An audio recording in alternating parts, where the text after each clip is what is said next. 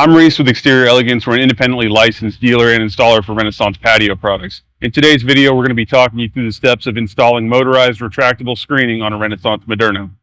Due to this ridge on our Renaissance post, we had to order our screen housing to fit inside the width of both of our posts. Because of this, now we're going to have to do a surface mount screen track. To accommodate this, we're going to install a 2x2 shade tube from the bottom of our beam all the way to the ground for a flat surface for our screen track to mount on. We don't want to run a fastener all the way through this shade tube because it could cause it to deflect and warp a little bit, and we want a good strong structural connection. So we're going to drill some 1/2-inch holes so that we can mount our fastener directly through the back wall against the post. After that, we've got some 1/2-inch plastic caps to snap in the holes. Now that we got our holes drilled, we're going to secure this to the post using some 3/4-inch number 10s. We're tucking this right to the front edge of our post ridge so it sits nice and flat against it. Now that we got our first shade tube in place, we got 2 more on the corner post and 1 in the house wall to do. On this last one, being that we're going directly to the wall, we have to tap con into the house. We went ahead and drilled some 1/4-inch holes on the backside. We'll run our masonry bit through and secure it with tap cons. Most all retractable screens are pretty similar in design. However, manufacturers have slight variances. All the manufacturers have technical support on installing their products, so make sure you use that resource on your project. All right, first things first, we want to remove our screen roller from the housing. We take our hood off, remove the brackets, and this roller will pop out. Pop this out and grab this retainer clip.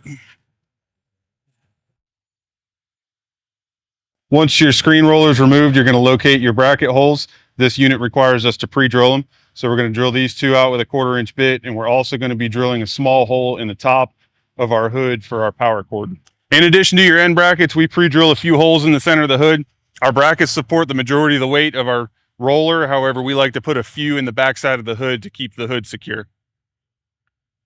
One of the most important things to keep in mind is to ensure that this hood is completely level whenever you install it. So now that we got our hood up, we'll go ahead and put our screen roller back in.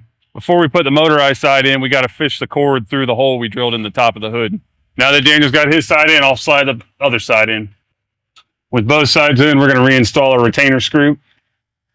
With the screen roller back in, it's time to install our screen tracks. This is a 2-piece system that will be getting removed. However, if you do have to trim it, you want to make sure that you leave the screen track inside the housing while you make your cut so that your screw holes will line back up. I'm going to be measuring from the bottom of our screen hood down to the paver deck where our screen will be landing. Now that we've got our cord fished through the top of the hood, we can go ahead and install the power cord plug. Now that we got our screen track cut to length, we're going to go ahead and remove the track from the housing. With the retainer screws out, we can pry our track out and mount the housing to the shade tube. To install our screen track housing, we're going to start with the top, flush with the end of our hood. We'll go ahead and get that one fastened in. And for our next fastener, we need to make sure that we have this completely level. You want this whole opening to stay completely plumb, otherwise your screen's going to bind up and not retract properly. Same thing here on the other side. We got the top fastener in. We'll throw the level on it and secure it on the bottom and then install the rest. Now it's time to put in our screen. We're going to be feeding it through the roller. We like to do this after we install our screen track, so we're not getting any metal shavings or the concrete dust from the wall into our screens. You want to make sure that your screen is even on both sides so you have the equal amount of overhang on both ends of your roller. Once you have that, you can go ahead and take your remote, start feeding it upwards, hold it down, start going. You want to hold this screen out away from that track so it doesn't catch that sharp edge. Before we install the bottom bar, we're going to remove our screen retainer clip from both sides, and we're going to remove the hardware from the one side that will be sliding onto the screens first. To install our bottom bar, we're going to slide this keeter into our bottom bar track and feed it all the way through.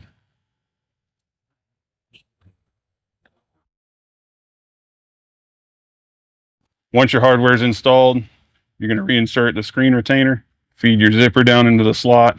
You'll pull that tight and insert 2 screws. You're going to pull this tight. Make sure you don't go too far. If you feel that screw head on the back side, you want to back that back out. Otherwise, that'll catch on your screen track. And you'll trim the excess off the bottom on both sides.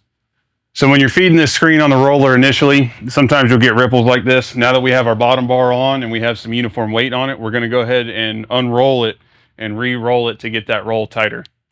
All right, so we got our screen pretty tight. There's still a couple ripples in it, but those will come out once we tighten the tracks up. We're going to go ahead and install our track on the one side first with it outside of our screen track housing.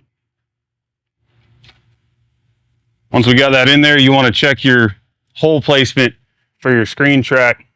Make sure they line back up. We're only going to put one of those in for right now until we get our other side in. So now we have our screen track on one side. We went ahead and put the bottom bar back inside the housing, and we're going to roll the screen all the way up to install our second track. You want to get that as high as you can for this part. Good. Once that's in, we'll install one screw. Before we tighten our tracks up the rest of the way, we want to drop the screen down. You want to make sure you're applying tension with the screen fully extended in the down position. I'm holding some pressure on this so that it doesn't bind up. So these screws will pull the track into the housing further and putting tension on the screen. So we're going to do this a little bit at a time so we don't over tighten it.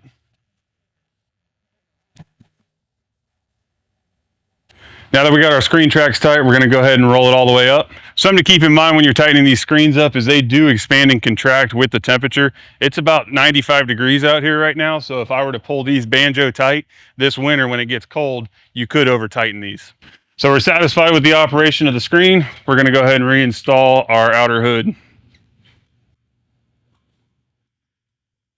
Last thing we need to do is install our snap cover on the front side of the screen track to hide our fastener holes. Now that our first screen is installed, we're ready to install our one on the side. The only difference with this one is we're going to be installing it on a pitched side beam. We're going to mount it first here on the downward side of our side beam, pull level across, and fasten it on the other side. So we got our screens in, this project's complete, and it looks great out here. We want to ensure that we've installed everything perfectly and we haven't missed anything that the customer might notice. Once somebody finds one thing that you missed, now they're going to be very critical over every other aspect of the job site. So we want to catch those things before the customer does. We want to do this on one trip and not have to return unnecessarily to correct anything we missed on our first attempt.